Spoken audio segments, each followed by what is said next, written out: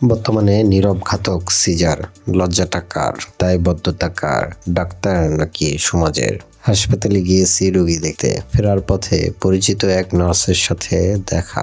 জোর করে নিয়ে গেল তাদের ডিউটি রুমে। বসে আছি, এক ডাক্তার আসলো, এসে বলল, ম্যানেজ হয়েছে? নার্স বলল, না স্যার, কিছুতেই ম্যানেজ হচ্ছে না। ডাক্তার বলল, তাড়াতাড়ি ম্যানেজ করেন, বলেন দেরি করলে বাচ্চার সমস্যা হবে। নার্স গেল, কিছুক্ষণ পরে ফিরে এসে বলল, স্যার, সে কিছুতেই সিজার করবে না। সে বলে আল্লাহর রাস্তা দিয়ে প্রবেশ করছে, আল্লাহর রাস্তায় খালাস হবে। সে বসে তসবি টিপছে স্যার। ডাক্তার আবার বলল, বলেন মা কিংবা বাচ্চা কারো ক্ষতি হলে আমরা দায়ী না। ওনার কাছ থেকে লিখিত নেন, তাহলে ভয় পাবে। আমি নার্সের কাছে জানতে চাইলাম কি হয়েছে।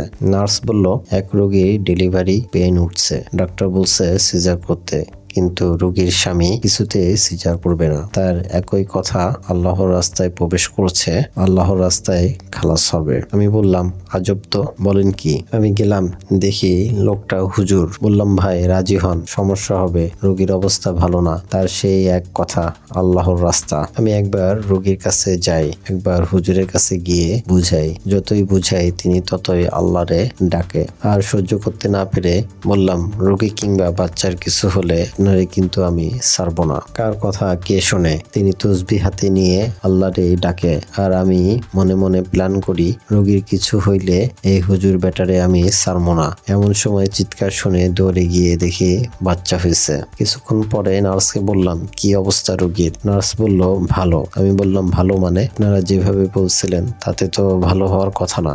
নার্স বলল, ওইটা যাতে রোগী সিজার করে এই জন্য বলছে। আমি বললাম, মানে? নার্স বলল, ভাই কয়টা বাচ্চা নরমাল হইতে শুনেন, আমাদের কাছে আসা মানে সিজার। নরমাল বাচ্চা হইলে ক্লিনিক টিকবো? আমি বললাম, কি বলো? নার্স বলে, আমার নিজের বাচ্চা হওয়ার সময় গ্রামে গেছি, এখানে হইলে সিজারই হবে, নরমাল বাচ্চা হইলে আমাদের লাভ নাই। আমি রেগে গিয়ে বললাম, আমি ডাক্তারকে জিজ্ঞেস করব, এত বড় অন্যায় ডাক্তার হয়ে কিভাবে করে? নার্স বলল, ভাই আমার চাকরি থাকবে না, তাছাড়া এই কাজ কি শুধু এই হাসপাতালেই হয়? স্কয়ার, ল্যাব এইড, পপুলার, কোনটার কথা বলবেন? সব সিজার। মাথায় আমার রক্ত উঠে গেল।